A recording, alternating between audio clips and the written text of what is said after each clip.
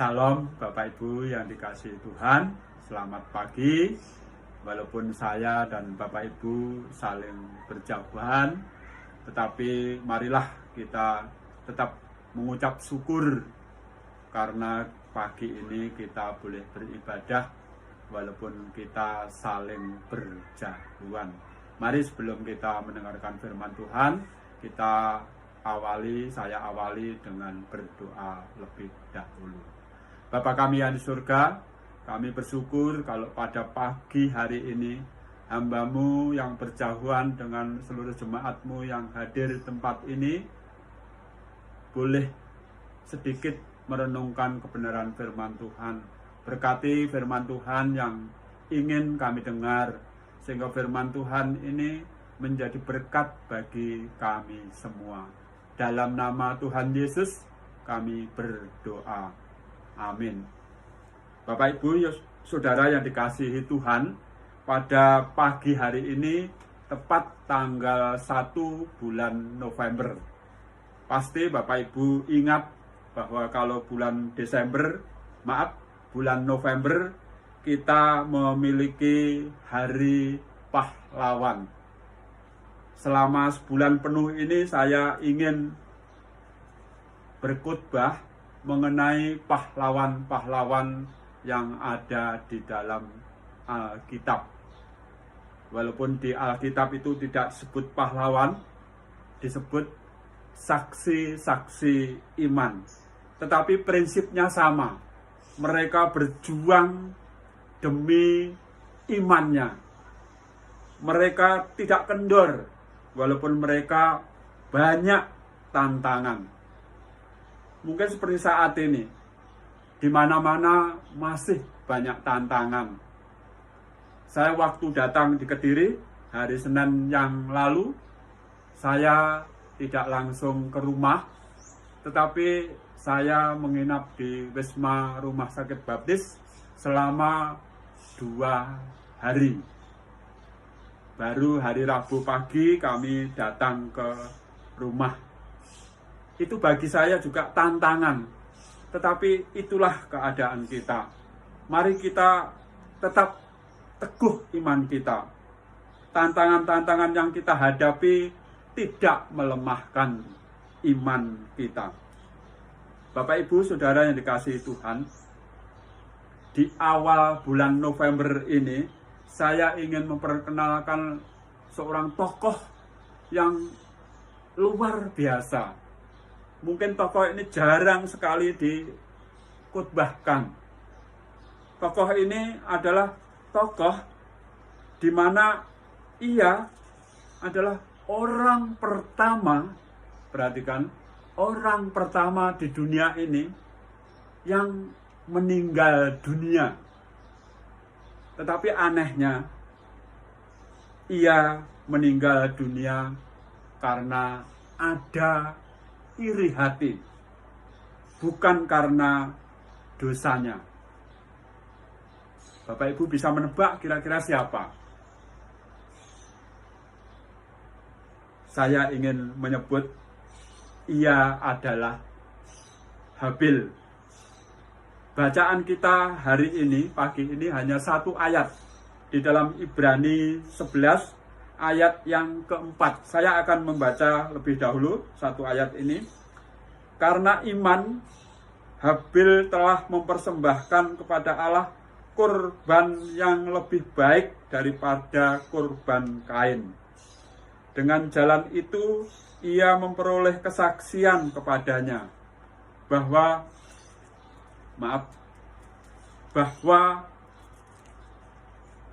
ia benar, karena Allah berkenan akan persembahannya itu. Dan karena iman, ia masih berbicara sesudah ia mati. Bapak Ibu, Saudara yang dikasihi Tuhan, seperti saya katakan tadi, Habil adalah manusia pertama yang meninggal dunia, bukan karena dosanya, tetapi karena ada orang iri hati. Itu yang pertama. Yang kedua, Habil meninggal dunia karena justru ia mampu mempersembahkan yang terbaik di hadapan Allah. Pagi ini judul khotbah saya, seperti Bapak Ibu tahu di buletin, Habil, pemberi terbaik. Ia mati karena sekali lagi telah berbuat baik. Ia mati karena imannya. Ia tetap bisa berbicara. Bapak Ibu yang dikasihi Tuhan, di sini kita banyak belajar dari Habil ini. Memang di dunia ini, mungkin di sekitar kita, banyak sekali orang-orang yang mungkin iri hati. Waktu saya dan Bapak Ibu mungkin mempersembahkan sesuatu yang terbaik untuk kemuliaan nama Tuhan, ada orang yang iri hati. Bahkan mungkin kejadiannya bisa seperti Habil ini. Persembahannya menurut Tuhan terbaik di hadapan Tuhan, tetapi justru kakaknya sendiri iri hati. Bapak Ibu Saudara yang dikasihi Tuhan, bagaimana kita menyikapi hal seperti ini? Bagaimana saya dan saudara, Bapak Ibu, harus bersikap dalam kehidupan yang mungkin jahat ini? Di dalam Filipi pasal 4 ayat 8 sangat jelas. Saya akan membacakan sekali lagi. Jadi akhirnya saudara-saudara, semua yang benar, semua yang mulia, semua yang adil, semua yang suci, semua yang manis didengar, semua yang disebut kebajikan dan patut dipuji, pikirkanlah itu. Sikap yang terbaik dalam kehidupan ini diawali dari pikiran kita. Di dalam Filipi jelas sekali dikatakan semua yang benar. Kalau Bapak Ibu Saudara, saya selalu berpikir benar. Pasti tindakan saya dan saudara juga benar. Kalau Bapak Ibu selalu berpikir mulia, pasti tindakan saya dan Bapak Ibu juga mulia. Kalau Bapak Ibu dan saya selalu punya hati yang suci, pasti tindakan dan tingkah laku kita, bahkan tutur kata kita juga suci. Kalau Bapak Ibu dikatakan orang benar, itu selalu dikatakan semua manis didengar. Tutur kata kita harus tutur kata yang manis didengar. Bahkan kalau bisa menguatkan orang lain. Dikatakan juga semua orang harus selalu berpikir yang patut dipuji. Bapak Ibu Saudara yang dikasihi Tuhan, di masa-masa seperti ini memang mungkin banyak orang menjadi stres, kekurangan. Mari Bapak Ibu Saudara yang dikasihi Tuhan, sebagai anak-anak Tuhan, kita tetap optimis memberikan yang terbaik di hadapan Tuhan. Ukuran Tuhan Yesus yang diberikan di dalam Alkitab memang dikatakan 1/10. Tapi perhatikan kisah janda miskin. Tuhan Yesus berkata bahwa janda miskin ini memberikan yang terbaik dari semua orang. Karena apa? Janda ini memberikan yang ia punyai. Jadi melebihi dari ukuran Alkitab sendiri. Tuhan Yesus sekali lagi berkata, ia mempersembahkan yang ia punyai. Bapak Ibu, Saudara yang dikasihi Tuhan, mari kita melihat satu persatu tentang Habil ini. Saya menemukan beberapa hal. Ayat yang keempat dikatakan yang pertama sekali lagi, ia mempersembahkan kepada Allah yang lebih baik daripada kurban Kain. Kenapa dia bisa mempersembahkan yang terbaik? Karena dikatakan, karena iman ia mempersembahkan yang terbaik kepada Tuhan. Bapak Ibu, Saudara yang dikasihi Tuhan, seperti sering saya katakan, bahwa ukuran di dalam Alkitab itu memang 1/10. Tapi waktu saya, Bapak Ibu, memberikan 1/10 ini, harus kita berikan serela-rela mungkin. Jangan terpaksa, jangan sedih hati, karena saya dan saudara sesungguhnya memberikan 1/10 ini. Mungkin menurut dunia ini sangat besar, tapi saya, saudara, memberikan ini karena iman. Yang kedua, karena iman ia hidup benar di hadapan Allah. Bapak Ibu Saudara yang dikasihi Tuhan, memang di masa-masa seperti ini, hidup benar itu tidak gampang. Tetapi sekali lagi kita kembali kepada Habil ini.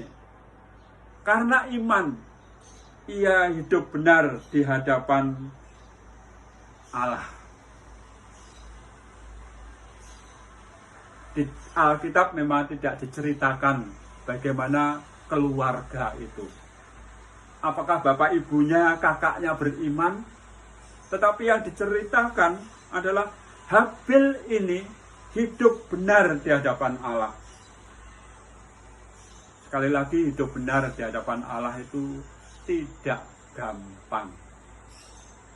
Waktu saya dan saudara dituntut untuk hidup benar, berarti saya dan saudara harus juga hidup sesuai dengan yang dikatakan firman Tuhan. Seperti beberapa waktu yang lalu, mungkin ayat yang sangat terkenal, 1 Tesalonika 5 ayat 18 itu, mengucap syukurlah dalam segala hal, karena itulah yang dikehendaki Tuhan. Jadi saya, Bapak Ibu Saudara, harus selalu mengucap syukur dalam kehidupan ini. Karena itulah salah satu ciri orang yang hidup benar di hadapan Allah. Bapak Ibu Saudara yang dikasihi Tuhan, karena mampu hidup benar, selanjutnya karena iman, Habil masih bisa berbicara waktu sudah mati. Ini luar biasa. Bapak Ibu Saudara, banyak cerita di dunia ini, kalau ada orang meninggal dan dibunuh orang lain, katanya itu yang membunuh itu selalu melihat orang itu. Bahasa Jawanya diketok-ketoki. Yang membunuh menjadi tidak tenang.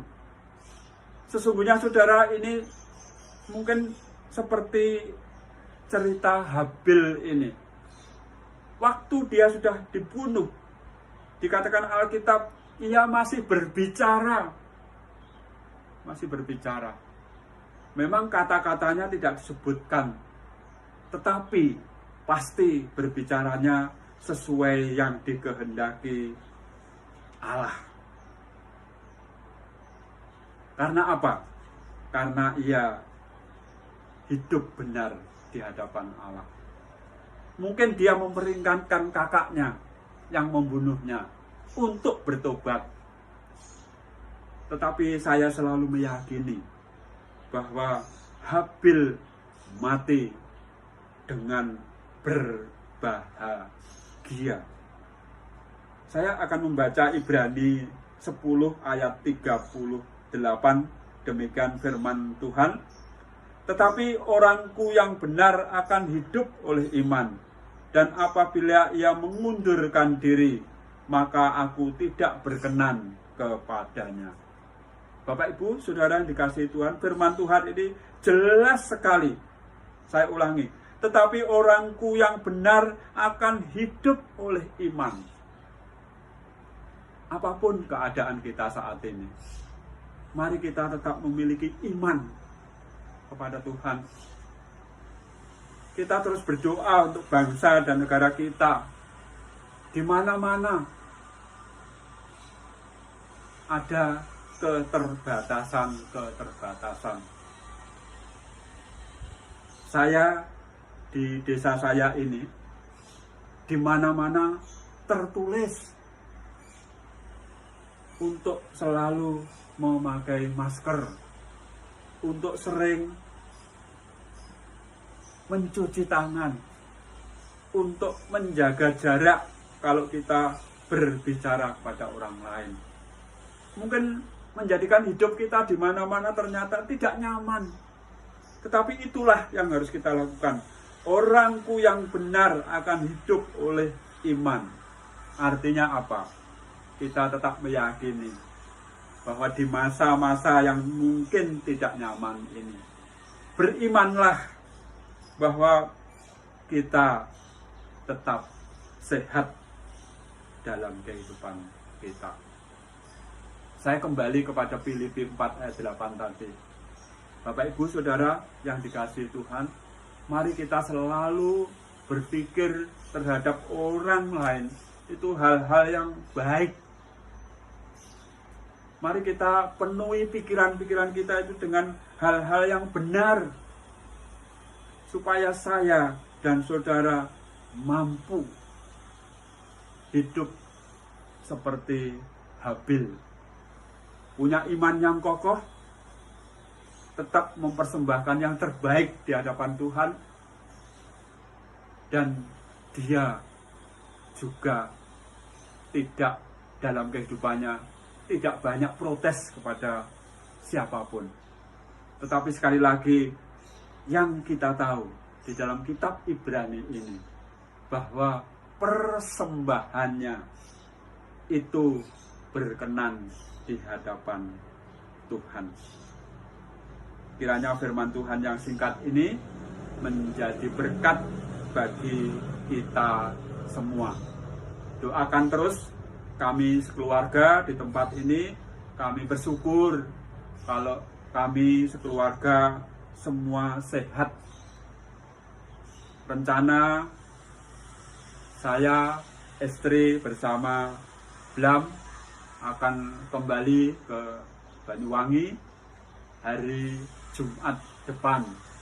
Tetap naik kereta api. Doakan kami supaya perjalanan kami boleh sehat seperti waktu kami datang ke tempat ini. Sekali lagi, kiranya firman Tuhan yang singkat ini menjadi berkat bagi Bapak, Ibu, Saudara. Mari kita kembali berdoa. Bapa kami yang surga, kami bersyukur kalau pada saat ini firman Tuhan boleh kami tebar.